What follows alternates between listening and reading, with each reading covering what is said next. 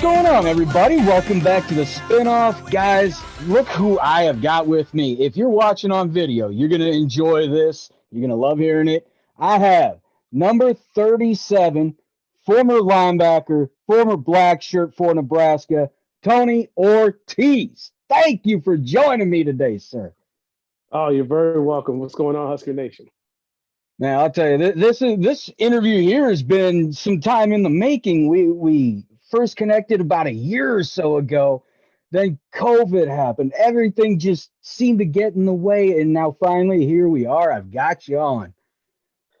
Yeah, it's been some time. I'm happy to finally get on with you. And you're right, COVID got in the way, life got in the way a little bit, but we got through it. So I'm happy to be on. Absolutely. Here we are. All right. So we'll start out at your time at Crosby High School in Connecticut.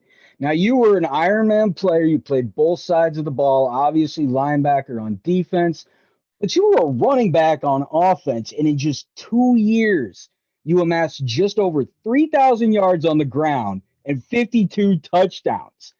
Now, how hard was it to decide which side of the ball you loved more?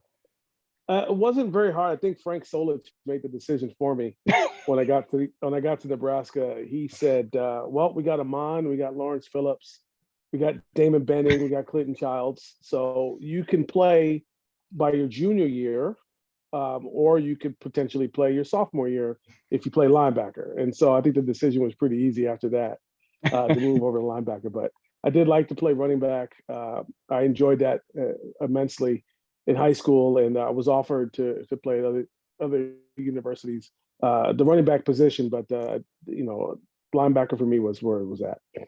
So, what was the high school football scene like in Connecticut at the time in the mid and late 90s, or excuse me, the early to mid 90s? Yeah, early to mid '90s, Connecticut football, I think at the time was played in the day. There weren't many night games. It's not like where I live now here in Texas, where Friday night lights. I read about that Oh, yeah. very much so, what that was like here in Texas, growing up in high school. So games were played during the day, and we did not have state playoffs the same way as it is today. So it's a little different back then, broken out into classes. I grew up in the inner city, so 6 or 7 inner city schools competed for a city championship, and then you had some surrounding towns that you would play for if you were lucky enough to make it into the playoffs and so on. So very competitive, but it is a basketball state. So, especially during that time where UConn was dominating the basketball world. So, it wasn't known for much of football, but we did have a lot of talent come out the state. So, I mean, your career in high school is I'm reading your stats. They're amazing. Like I said, over 3,000 yards on the ground and 52 touchdowns just on the offensive side of the ball alone. Not to mention the tackles that you piled up during your high school career on the defensive side of the ball. What was it about the defensive side that when Coach Solich said defensive side may be for you just because if you want to play right away, that's where it is. What decision went into, yeah, defense is really fun to play, so why not? Yeah, well, I think again, part of that was probably looking at how early I was going to be able to step on the field as a true running back. It wasn't going to be something where I was going to step in as a freshman and play. I think the decision with Amon was the best decision at the time. So that was probably pretty easy for them to make, having already LP at the helm and a host of others. But I didn't have a problem making that switch. I was comfortable playing both ways as it was, and I didn't have a problem with that. And I think during that time, when you look back, there were certainly there was a lot of emphasis on changing the dynamic of the linebacker position into something that's a little bit more athletic. Yep. I think Coach Osborne kind of led me in that direction early in recruiting, and it solidified that when I got to the university was, look, we're looking for guys who kind of were the athletes that were running backs or receivers or tight ends that can now be a hybrid player and be the guy that can cover. So, you want to be the Sam linebacker position that they're kind of recreating. Started with Jamel, and it kind of flunked it over a little bit more to me. And then after me, maybe a little bit like Scott Shanley or something to that effect, where you kind of saw guys who were in that 4'4", 225-pound range that can kind of move sideline to sideline.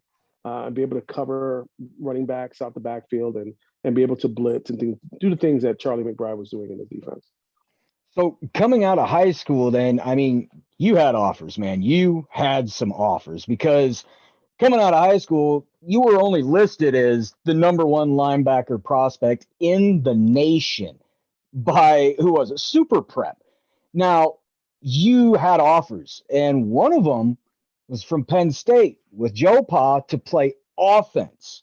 Now, with that being said, that's two storied head coaches, Coach Osborne and Coach Paterno. How did Nebraska get you to come here and play defense when you've done so much on the offensive side? Yeah, there was a lot of pressure from Penn State at the time. If I recall, with my family, my mother and I had traveled to Penn State, and we met with Joe Paterno, and we met with some others during that time. And I was the only one that hadn't committed yet out of that class. So it was a lot of pressure to join that class as a running back. And specifically, they really wanted me to come in, and I was going to play right away.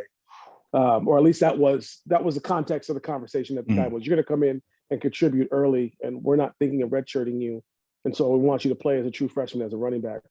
And I had met with Kajana Carter, and Kerry Collins, and Bobby Ingram, and a lot of those guys during that time when they had a stud group, and the position was somewhat wide open. They obviously filled it with some other guys, but there was some pressure there. But to answer your question, going to Nebraska, I think after my visit and meeting my class and kind of seeing that these guys were on the verge of winning a national championship, if not 2 or 3 after that, it kind of worked out. It worked out in my favor in that I saw what I saw when I was on my recruiting trip. Like I'm amongst a group of people and I'm entering a place that's really hungry to dominate. And not that Penn State or anybody else didn't have that, but I didn't think that they had that over the longevity of what I kind of saw with what was happening at Nebraska. So with kind of being torn between those two, it'd probably be safe to assume that maybe no other offers had the chance. What other offers were you getting in what conferences? So I visited Clemson first. Oh, wow.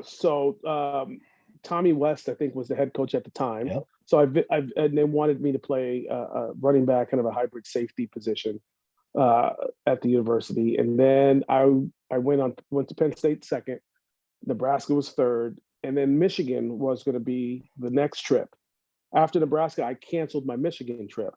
I was going to go to Michigan, and they were interested in me as a safety. And so, and then Wisconsin also had interest, ironically enough, because my wife went to Wisconsin at the time. But Wisconsin has some interest in both running back or safety as possibly the last spot. Miami came on really, really late. They were at the time were under sanction. They gave me a call, I think, right the week before I made a decision. And they wanted to come to the house, have some conversations about linebacker play. But at the end, I was pretty much already, ready to go, and Nebraska was it. All right, so you get here to Nebraska. Your career is no secret. I remember watching you as a mid-late teen, and my God, it was so fun to watch that defense do what they did game after game, day after day. So what kind of experience was it like playing for somebody like Coach McBride? It was intense, to say the least, especially during Colorado week. But it was a lot of fun. One thing I respect about Coach McBride is he's very honest, very upfront. And one thing he demanded out of you was effort every play, every practice. And so, I mean, I carry that to this day, and everything that I do is based on what he demanded as minimum coming onto a field. So, but it was intense. It was a war every day. And that was the mentality we had going into that locker room every day before a practice or a game. So after your redshirt year, then you ended up backing up Williams and Shaw at the Sam linebacker position. So what was it like to learn from those two guys, especially somebody like Jamel Williams? We all saw what he did in the Fiesta Bowl that year against Florida, just everywhere on the field, kind of like Terrell Farley. What was it like to learn behind guys like that after your redshirt season? Did anything change as far as technique that you learned? No, I think what I learned from Jamel was how important speed was to the position, and being able to utilize that. And what I learned from Brian was, not that Jamel didn't do this, but what I learned from Brian, while Brian didn't necessarily have the same athleticism per se, but one thing he did understand, and one thing he did really, really well, is he put himself in position to make plays better than I did at the time, because he understood the defense first. So he was a bookworm when it came to what am I supposed to do and what are the guys around me supposed to do. I didn't study film as I didn't deep dive film the way he did, and so I learned film from watching him learn and study film, and so that helped me kind of sharpen my game a little bit, because athletically I knew where I was, but I knew I just didn't have a grasp of the defense and the concept completely, which could always hinder somebody, because if you don't know what you're doing, you're not going to play. And so that was the case for me a little bit, probably in '96, which it gave him the edge in getting a little bit more playing time than I did, even though we both backed up. Jamel ultimately was a stud and went on to do great things. So I learned those things from those two guys for sure. So, speaking of '96, Scott Frost is at Nebraska now. He's the starting quarterback. It's not like he just showed up and got the job. He'd been there for about a year, I think, at that point, learning the offense, the schemes, everything. Now, playing with Scott in '96, it was a tough year. A lot of things were on the horizon for that season. The Big 12 title game, and of course the Arizona State game, unfortunately. Going into that season, did the team really seem to rally around Scott no matter what kind of distractions were going on off the field? Was the team still really close with Scott at the helm? Yeah, I think the senior class was definitely supportive. It was important to them. Obviously, as a younger guy, you don't understand the importance of what you're going through at the time, unless you're at the pinnacle of kind of somewhat leaving the university. So that senior class, that Mike Minner group that was there during that time, was that group that kind of really rallied around him more than most of the team. Not that most of the team didn't, but really that senior group, because they had been through it probably before, maybe in '93 a little bit. So that time period, they understood what he was going through. The team itself rallied around Coach Osborne, who was really who lifted up Scott and really pushed Scott, because he was going through a little bit of that banter back and forth from the state, being the guy that left, being the guy that came back, and all the drama that went with that. Um, uh, we rallied around the guy who rallied around his player, and that's where he got that true support from. Now, I kind of wanted to go over the Arizona State game with you, being you were on the defensive side of the ball. Yeah. I'm never gonna forget that game. I'll never forget the score. Oh, 19-0 hurts. It does. But at the same time, the defense still held a team that, by all rights, should have won a national title that year had they pulled off that Rose Bowl victory.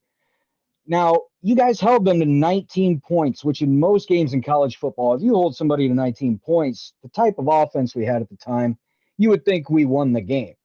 Now, at the same time, holding them to only 19 points, did you leave the field thinking, my God, we did everything we could? What went wrong? I don't ever think in a loss you ever feel like you left the field doing everything you could. I always feel like there's always something that you didn't do that you could have done better. I think with no points being scored, that side of the ball probably felt that way. And I think with 19 points being scored on, then the defensive side of the ball felt that they didn't do enough, right? Because you got scored on. Yeah. So there's definitely an amount of pride that is taken into account when it comes to, we were scored on and our offense couldn't do anything. So there's, it's a split as to how an offense feels for not putting up the numbers and how a defense feels for giving up a certain amount of numbers. So I don't think anybody pointing the finger across the aisle to say you're more responsible than us. I think we all took it with equal blame. And I think that loss and games like that in '96 is what drove the '97 team to do what it did. And there we are, the 97 team. Let's talk about the game against Tennessee at the end of the year. You want to talk about just domination. Tennessee hung with you guys for a little while. Right off the top of my head, I cannot remember Tennessee's running back at the time. He played for Baltimore for quite a while. Great running back. They had Peyton Manning. They had a heck of an SEC defense, SEC champs that year, I believe. And you guys just wore them down. You had Peyton wondering which way you guys were coming from on any given snap. At what point in that game did you guys just realize that this is just our game? It's a matter of time. Yeah, they had a star-studded lineup, right? Peerless Price, Peyton Manning, guys like Leonard Little, Jamal Anderson. These are guys. There we go. That team is a group of Hall of Famers, first, second, third ballot, right? Over time, so they had a group of guys that were equal on paper to what our guys were coming in from a name value, right? I just think the difference was, and I will never forget this, but I remember we always had the opportunity to kind of roam the streets a little bit during bowl game because we were there for so long. And Coach Osborne would take us out there 2 weeks, maybe 3 weeks or so before game time to get acclimated to the area that you're in. And we had a lot of scrimmages, a lot of practices that led up to it. It was very much like we started in August during a bowl game. It was that kind of mentality. We spent Christmas together. And then I remember seeing just some random players, some Tennessee players out and about at a restaurant. And there's some conversation and some banter that goes back and forth. We'll see you guys on the field. But I remember the question being asked. I don't know who asked the question. When did you guys get in town? And this was already after Christmas. So we're playing January 3rd or 4th or something to that effect. And this is after Christmas. The guy was like, well, we just got in. I said, and we looked at some of the guys looked at their watch. We've been here 2 weeks already. And the look on their face, I thought was priceless because, we looked at them like, look, as soon as we got off the plane 2 weeks ago, we had a 60-play scrimmage. You guys are just getting into town and then you haven't had a practice yet. You guys, they're explaining to us they get to go home, see family, do those types of things. We didn't operate that way. The way we operated as soon as we got off the plane it was business and we were there to do a job. And over that 2-3 week period, we did that. And you could see it on the field, right? When it came game time. I didn't think the game was close at any point. I think personally, I thought we were the better team from jump. But and it was just all in the preparation of what Coach Osborne did and the coaching staff that week. And you got to play with some great stars on that defense, not to mention little Ralphie Brown. I mean, were you on the field when he made that hit on Tennessee's running back to cough the ball up? Yeah, because unfortunately, I could not keep up with Jamal Lewis, right? So he ran past me, and I just missed him, right? Yep. You can see it on video. I'm just missing that grasp. That's right. And I see out the corner of my eye, Ralph just comes in and just takes his legs out. The ball goes flying, and Ruck just scoops it up. And I'm so upset at myself for getting out leveraged that I didn't realize that the ball was on the ground and that Ruck picked it up. But yeah, it was a lot of fun playing. I got to start. That was my coming out year, essentially, lack of better terms. I was able to start that season. I started that game, playing alongside guys like Ruck and JP and Grant. Being a part of that defense for that game was special. Now, going into the 99 season, your senior year, I believe, we're looking at Eric Crouch being the starting quarterback. And still there's talk of Bobby Newcomb. There's still the quarterback controversy, unfortunately, in 99. So Right. with Eric ultimately getting the helm, getting the nod, was it almost like deja vu seeing the same thing happen with Scott? Yeah, it's a great question. I don't know if I remember there being as much drama with those two as there may have been early on, because I think earlier on we were coming off a national championship, and so there wasn't a Frazier Behringer debate of any kind of who's going to get what time. There wasn't a Scott Frankie London debate in '96. It was Scott's team, more or less. when it came to him running the offense. So when it came to Eric and it came down to Bobby, both were fantastic, phenomenal athletes. Yes. But there wasn't that much drama in the locker room as to who's siding with who.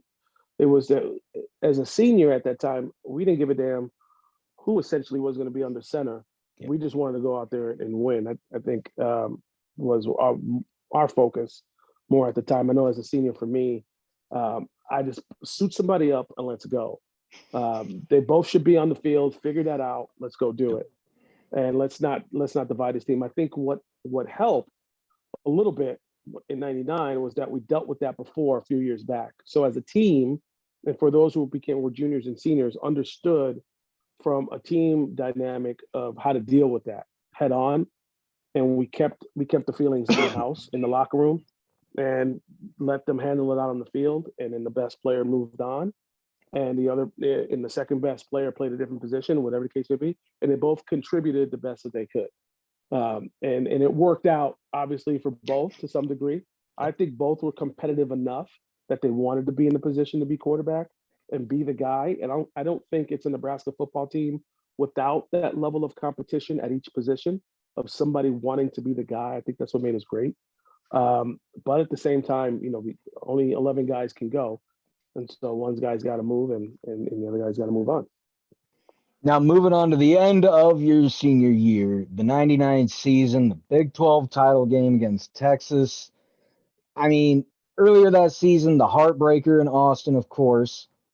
And then you're looking at revenge. And it wasn't even close from kickoff to 0-0.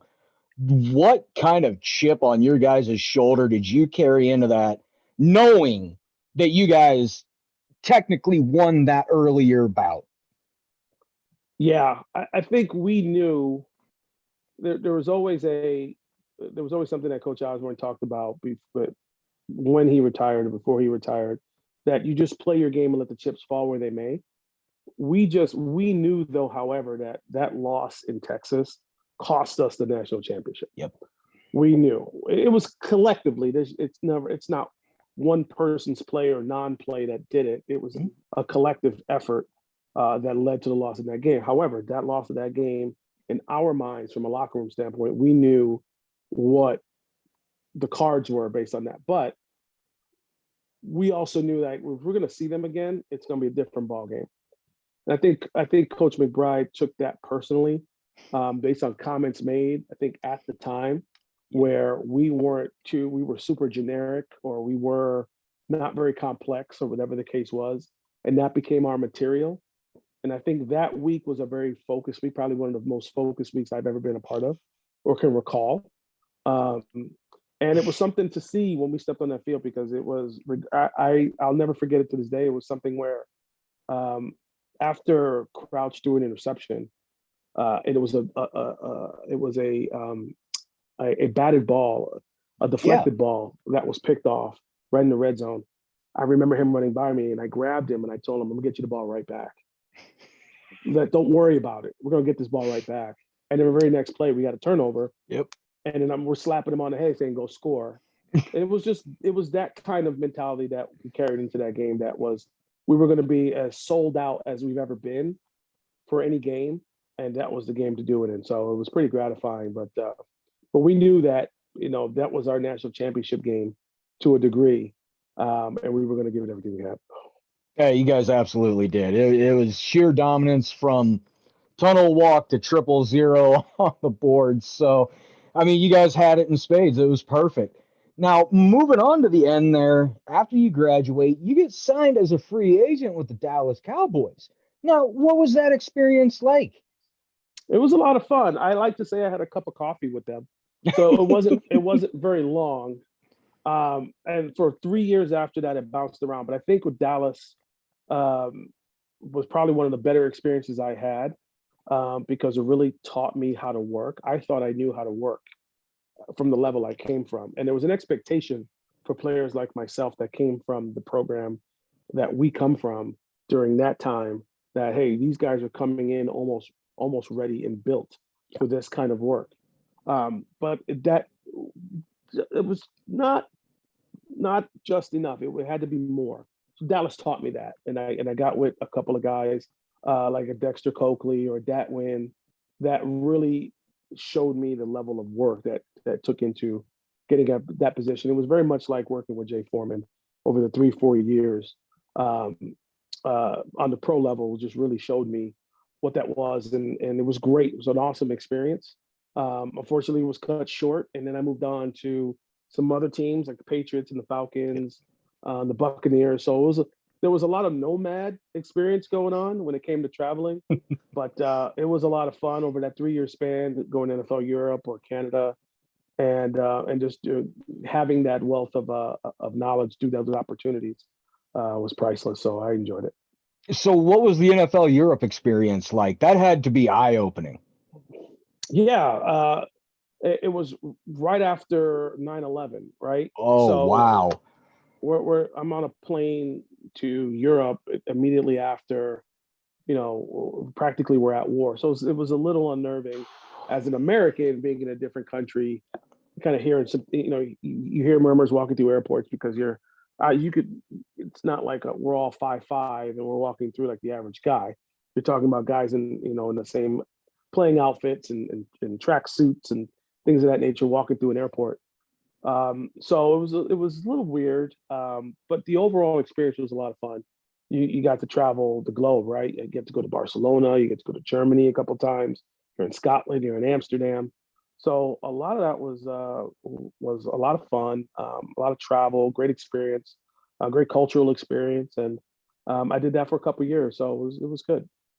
Yeah, that's amazing. See, that's something that I think everybody should get to experience, especially as an athlete. Travel the world, see the sights, no matter how you do it, whether it's the way you did by playing for NFL Europe, it doesn't matter. Just find a way to do it. I think you Right. become more educated that way. Sure. Absolutely. Well All right. rounded. So moving on, let's talk about what you did after football. What is Tony Ortiz's linebacker university? So We got that all was night. We got all night. You go right ahead. Yeah, that was born out of a combination of my wife wanting me to get out of the house and me wanting to and me training my own kids, right? So at the time, my oldest was 9, my second oldest was 9, and he was getting into the local youth league here. And so I was coaching I was involved in his coaching. My wife was managing. And so I didn't want to coach in the very beginning. And then my wife kind of got me into the coaching thing. And I said, look, if I'm going to coach, then I kind of don't want anybody to know any background because there's an assumption that I'm going to be this, that, and the other. And here in Frisco, in Texas, where football is second only to air and water, that was going to be something that I would constantly be bothered with. And I didn't. I created the idea of kind of training with my son and a couple of his teammates. And so for a number of years, I did it as an annual camp, and it was like a freebie thing. And I got nobody would show up. I would get no one wanted to come work out, just my kid and a couple of his buddies, and he hated it. So I said, okay, so let me kind of make this. My wife was like, well, why don't you make it a real business and start charging adequately and kind of take a look at the market. So she pushed me a little bit along with some other friends, kind of pushed me a little bit into going that avenue. And so I did a lot of study with I tell you, Keithan McCants, who Yes. lives down here also not too far from me. He and I got together and he kind of guided me on some things. I had some other buddies down here that were in the business and just taught me some of the things that I needed to know in terms of how to run it and how to work with youth at different levels. So the idea really was to spawn on working with kids and helping them develop a foundation and a love for the game. And it's still that to this day. So I work with as young as 5 years old to as old as a senior in high school, some college kids here and there, just to help combine prep for those guys. But for the most part, really just developing the foundation as I did my own kids in my background in track and field or my experience with other positions or the linebacker itself. The university name in and of itself, it's kind of what I was when I first got to college. So I'm kind of mirrored in a little bit of my experience where it was very general and study. Uh, so kids at this age, they don't necessarily have a position that they're honing in on, that they know that they're going to play. And so the idea behind that was to create a general studies foundation for them that allow them to learn the business from the ground up. In the event that they get to middle school and continue to play, if they're asked to play a position, they have the foundation, they have the basis, know-how how to do it. They have the foundation to do it. And it's grown very popular over the last 10, 11 years. And I'm as busy as I can be for it being a hobby, because that's Yeah. really what it is right now, is a hobby. And I have fun doing it and I enjoy it. But it's something that I do to keep myself sane a little bit during these times. So, and like I Yeah. said, my wife likes me out the house. Yeah, well, we all need something that keeps us sane. And trust me, anybody that's married, I've been married almost 18 years. The wife is the boss of the house, no matter what we say. It just doesn't matter. That's right. So that's something you got to learn. Married guys, you got to learn that if you haven't learned it by now. Please That's figure it right. out. Yeah, she's So, the Charlie McBride of the house. oh no, no. So, so Loves with the defense. with what you're doing with Tony Ortiz's linebacker university, is it, how much of a sense of fulfillment do you get when you see these kids developing? You start to see the technique and the preparation take hold. Not as much as they do and their parents do. That's for sure. Because A, they're getting their money's worth. They're seeing a return. No, I kid. I really enjoy it. It's a lot of fun. I do enjoy seeing a kid get it. We coin it here in our household, that light bulb moment, when a kid kind of puts it all together and he can be able to go out there and showcase his talent based on certain disciplines and techniques. Because it's not always about talent. I try to take my failures in professional football or collegiate football and make it their successes. And so that's really, really where it's at for me. And I enjoy seeing that work for them. Man, I got to tell you, Tony, what you do, I mean, working with youth in athletics and in football, it's something that, for one, especially this past year, we have needed for, I mean, as safely as we can. It's been needed. So the fact that you're still doing this, you're still trying to provide that even during a pandemic, is that's amazing, because it's things kids need. A lot missed out on it for sports being canceled last year.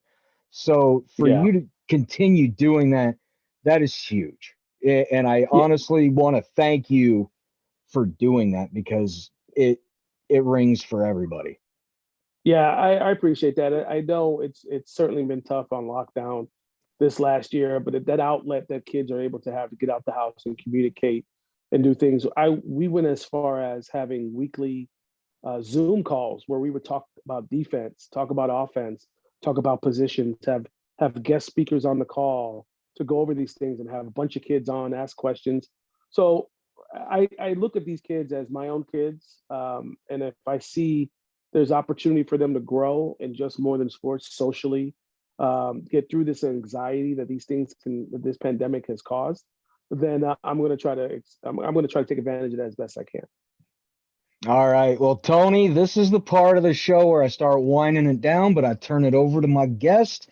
You let everybody know where they could find you on any social media, as far as how to get in contact with you for Linebacker University, and then as well as any other charities or organizations that you would like to make public.